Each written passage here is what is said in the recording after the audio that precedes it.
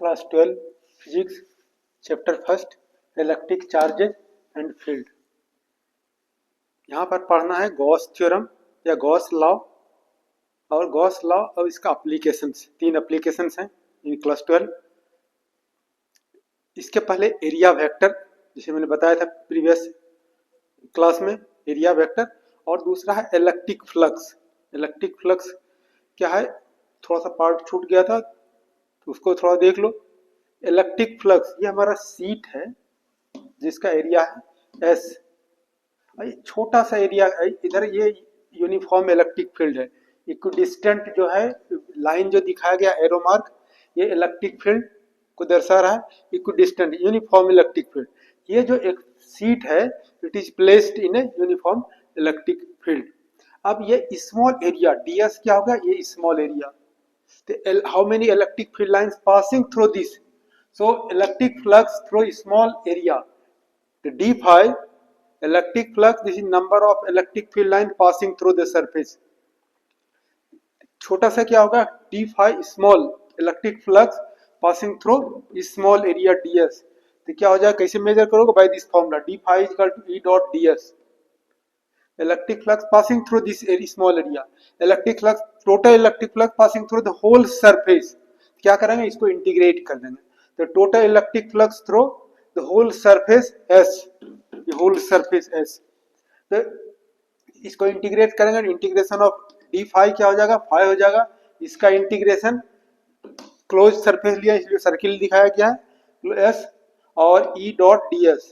और पढ़ा है A dot B is equal to AB cos theta, so integration E ds cos angle. Angle क्या है कि ये एरिया है, इसका एरिया क्या होगा, परपेंडिकुलर ऑन द सरफेस, और इलेक्ट्रिक फील्ड भी इधर है, दोनों पैरेलल हो गया। एरिया वेक्टर है, एरिया का डायरेक्शन परपेंडिकुलर और to the surface, and electric field both are, electric field and area vector both are parallel, means angle is 0 degree, angle theta is 0 between E and ds। So यहाँ पे क्या cos 0 degree हो जाएगा। cos 0 क्या होता है, 1 होता है। इसको इंटीग्रेट करो, E क्या है, कांस्टेंट यूनिफॉर्म इलेक्ट्रिक फील्ड है। You can take outside of the integration sign, क्या होगा ds का इंटीग्रेशन क्या हो जाएगा S, ये एरिया। तो यानी इलेक्ट्रिक फ्लक्स जो हो जाएगा through this whole surface ES। Electric flux का यूनिट क्या हो जाएगा, unit of electric flux E जो है पढ़ा है क्या, E is equal to force by charge, क्या होगा, न्यूटन पर कूलम, और ये एरिया मीटर स्क्वायर। तो SI unit of electric flux क्या हो जाएगा, newton per coulomb metre square. Now you have read area vector and electric flux.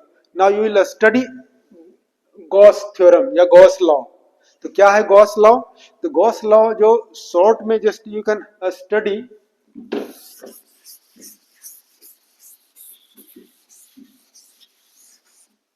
Gauss जो है ये फाई इज इक्वल टू क्या होगा, क्यू बाय एप्सिलॉन नॉट, और फाई इज इक्वल टू अभी जस्ट पढ़ा E dot ds। How you define Gauss theorem, the total electric flux in free space, epsilon not है free space के लिए, total electric flux in A free space is equal to 1 by epsilon naught times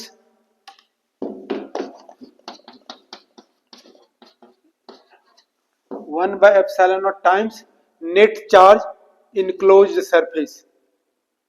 इस तरह से हम लोग define करते हैं। फाई के प्लेस पे कितना लिख सकते हैं, इतना, फाई इज इक्वल टू क्या होगा, इतना, और this is equal to Q by epsilon not. Gauss theorem का स्टेटमेंट क्या है, ये हमारा स्टेटमेंट इसके हेल्प से देते हैं। So total electric flux passing through the closed surface in a free space or air is equal to 1 by epsilon naught times net charge enclosed by the surface. This is the statement. Gauss theorem means statement and proof. After that, now statement you can see the total electric flux through any closed surface in free space is equal to 1 by epsilon naught times the total electric charge, small q से denote करते हैं, enclosed by the surface। तो that is phi is equal to integration sign E dot D S is equal to Q by epsilon not, यानी इसके help से define करते हैं। और ये फाई इज इक्वल टू क्या है, इतना है, जस्ट अभी देखा। तो इसके लिए फाई इज इक्वल टू क्या लिख सकते हैं, integration E dot D S is equal to Q by epsilon not. This is the statement. Now you will study proof Gauss theorem, statement and proof and then applications. Now just proof Gauss theorem, its proof. Consider charge plus q charge at point O around. जब भी Gauss theorem पढ़ते हैं इसका application, तो एक Gaussian surface consider करते हैं। Gaussian surface, Gaussian surface ये क्या है, पॉइंट चार्ज है, इसके अराउंड में हम लोग क्या कंसीडर करते हैं, Gaussian sphere of radius r। अब इस each and every point on this sphere electric field will be constant, uniform. This Gaussian surface, then this sphere is known as Gaussian surface. या कोई सीट है, कोई wire है, wire के around अगर हम सिलेंडर ड्रॉ करें, इमेजिनरी सिलेंडर, तो दैट इमेजिनरी सिलेंडर तो क्या हो जाएगा, electric field on each and every part on the cylinder around the charge is same constant. तो वो सिलेंडर क्या कहलाएगा, गॉसियन सरफेस, गॉसियन सिलेंडर। यहाँ पर पॉइंट चार्ज है, इसके अराउंड में हमने अगर क्या है एक स्फीयर कंसीडर किया, तो this sphere is known as Gaussian surface, Gaussian sphere. अब इस ईच एंड एवरी पॉइंट पे इलेक्ट्रिक फील्ड क्या होगा, कांस्टेंट होगा। कैसे कांस्टेंट होगा, यू हैव रेड, कैसे पढ़ा है तूने, ये चार्ज है, क्यू चार्ज है, electric field at this point due to this charge, electric field at this point due to this charge क्या पढ़ा है, E is equal to 1/4 pi epsilon not Q by R square. तो यहाँ पर भी electric field क्या हो जाएगा, इतना हो जाएगा। यहाँ भी इलेक्ट्रिक फील्ड क्या हो जाएगा, रेडियस है, E is equal to 1/4 pi epsilon not Q by R square. यहाँ भी इलेक्ट्रिक फील्ड थी। अब इस each and every point on this sphere electric field is uniform, constant, same. So this sphere is known as Gaussian sphere और Gaussian surface. तो now statement proof you can see. Consider a plus q charge at point O. Draw a Gaussian sphere around this charge of radius r. On this sphere positive charge है तो electric field का direction क्या होगा, outward. अगर negative होता तो direction इधर inward होता। अब यहाँ इस स्फीयर पर एरिया क्या है, s है। अब स्फीयर पर हमने क्या कंसीडर किया, एक स्मॉल एरिया कंसीडर किया, स्मॉल एरिया। स्मॉल एरिया क्या हो, ds। इसका डायरेक्शन वेक्टर क्वांटिटी, इसका डायरेक्शन क्या होगा, परपेंडिकुलर टू द सरफेस। तो ये एंगल दोनों ds और e दोनों का डायरेक्शन क्या, same, along the same line. Angle between e ds क्या होगा, 0 डिग्री। तो now electric field at point p due to plus q charge कितना हो जाएगा, electric field at point p due to charge q E is equal to 1/4 pi epsilon not Q by R square.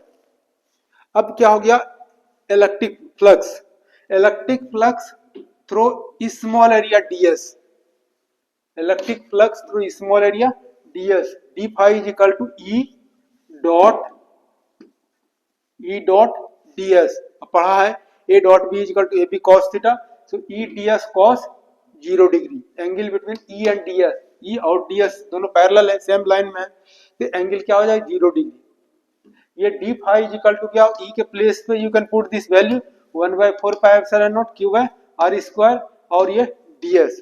Now we can integrate both sides, integrating both sides we have, integration करोगे ds d phi का क्या होगा, phi। Constant term को बाहर निकाल सकते हो, 1/4 pi epsilon not Q by R square. R भी क्या है, रेडियस कांस्टेंट, चार्ज भी कांस्टेंट हमारा है।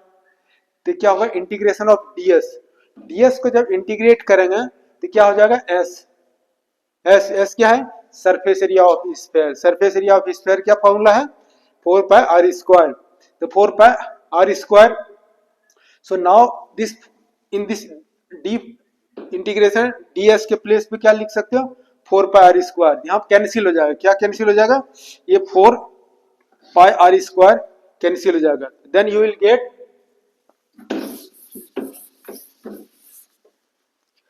Phi is equal to Q by epsilon naught. This is a proved statement and prove. In this way you can prove Gauss theorem. Now you will study application. 3 applications हैं. Gauss theorem का 3 application है. Using Gauss theorem you can find out electric field. Electric field due to line charge, electric field due to plane sheet, electric field due to spherical cell. ये 3 application आपके course में है. Please watch the video, like and subscribe.